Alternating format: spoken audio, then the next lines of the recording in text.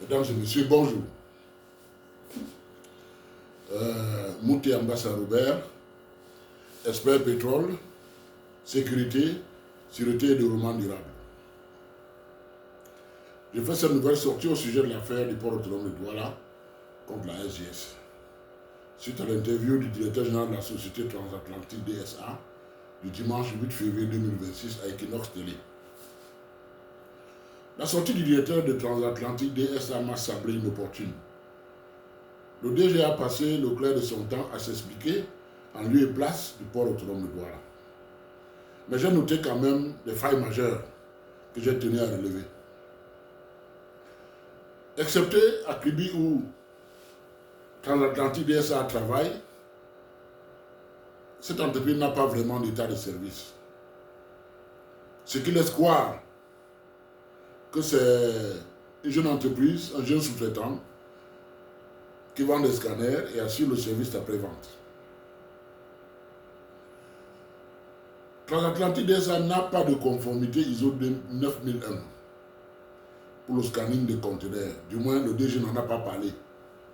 Parce que l'ISO 9001 fait partie des normes importantes pour ce genre de domaine sensible. Il n'a pas parlé du code, il n'a parlé que du code ISPS. Le code ISPS, c'est le code international pour la sécurité des installations portières. Ce qui est très différent de la norme ISO 9001. Je le sais pourquoi, parce que j'ai fait la formation ISPS à l'École nationale de la marine marchande du Havre, d'où j'en suis sorti d'ailleurs avec le grade de PFSO, c'est-à-dire officier de sûreté des installations, et celui de CSO, c'est-à-dire patron de la sûreté de la compagnie. C'est deux choses très différentes avec l'ISO. Il est important de noter que la certification ISO 9001 est un gage de qualité qui démontre que l'entreprise a mis en place des processus, des systèmes de gestion conformes aux normes internationales. Ce qui est différent de la sûreté, encore différent de la sécurité. Parce que, pour ceux qui ne savent pas, il y a une grosse différence entre sûreté et sécurité. La sécurité, c'est la mesure qu'on prend à l'intérieur d'un système pour protéger ce système des accidents, des explosions, des incendies. Votre maison, vous avez par exemple des extincteurs pour être prêt à éteindre le feu. C'est une mesure de sécurité. Alors que la sûreté, c'est que dans votre concession, vous mettez un dispositif qui empêche le danger qui vient de l'extérieur, qui ne rentre pas dans votre concession. Ça peut être les barbelés électriques, ça peut être les caméras, ça peut être beaucoup de choses qui empêchent le danger de rentrer dans votre concession. Voilà la différence entre sécurité et sûreté. Et pour ce qui concerne la sûreté, chez nous ici, c'est le port qui a cette responsabilité. Le port doit être certifié et doit avoir des PFSO et des CSO. Alors, l'absence de conformité ISO 9001 peut présenter des risques si jamais Transatlantique n'est pas agréé, n'a pas la norme, n'est pas ISO 9001. Ça peut créer plusieurs risques, et notamment des risques liés à la non-conformité réglementaire, des risques liés à la sécurité, des risques liés à la qualité, des risques liés à la réputation, et des risques liés à la finance, c'est-à-dire des risques financiers. Donc, pour les responsables qui gèrent des domaines sensibles comme cela, il est nécessaire de travailler avec des entreprises certifiées ISO 9001. C'est la norme du management de la qualité.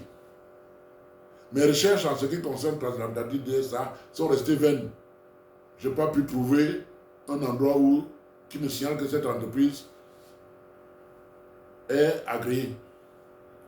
Nous savons partout dans le monde que ce sont les services de douane qui contrôlent toutes les marchandises à l'entrée de chaque pays. La situation actuelle du port autonome de Douala est telle que les marchandises payent 2 fois pour le scanning.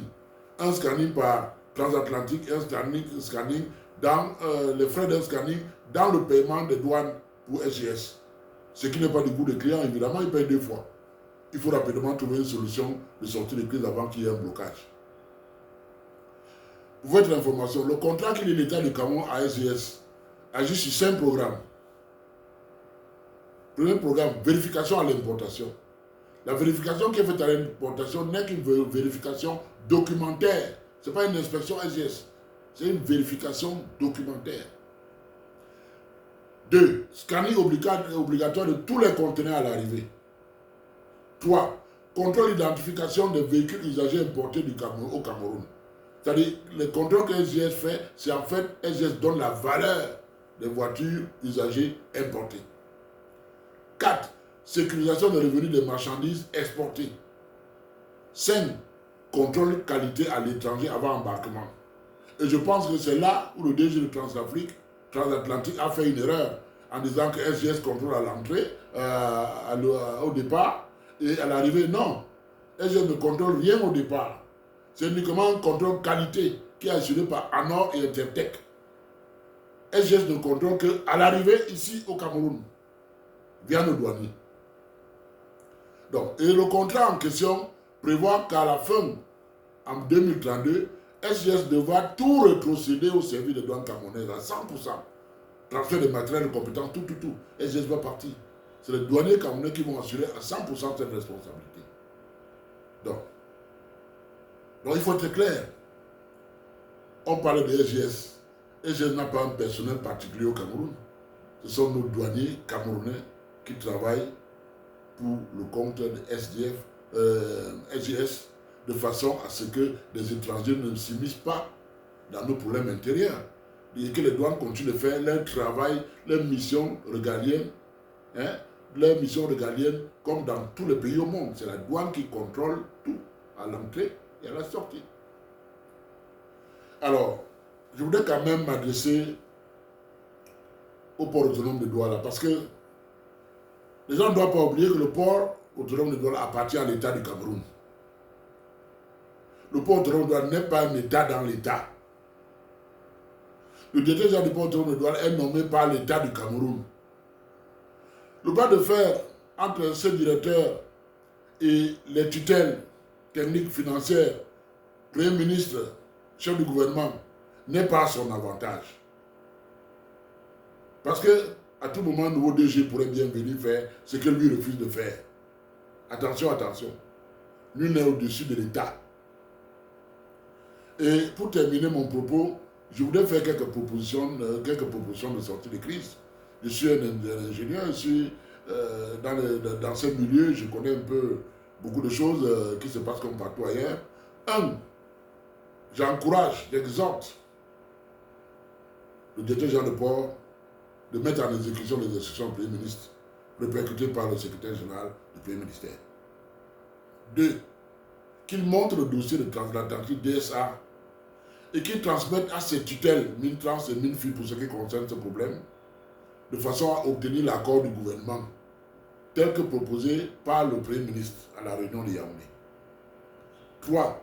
Que Transatlantique DSA pourrait se concentrer sur le scanning qui ne fait pas partie du contrat de SGS.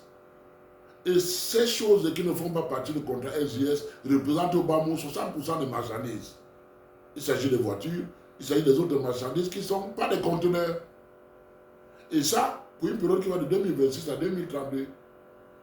Et qu'à la fin des contrats en 2032, tout le travail de scanning revient normalement à 100% aux douanes camerounaises, comme prévu dans les contrats et comme partout dans le monde. Voilà la proposition que j'avais à vous faire. Je vous remercie.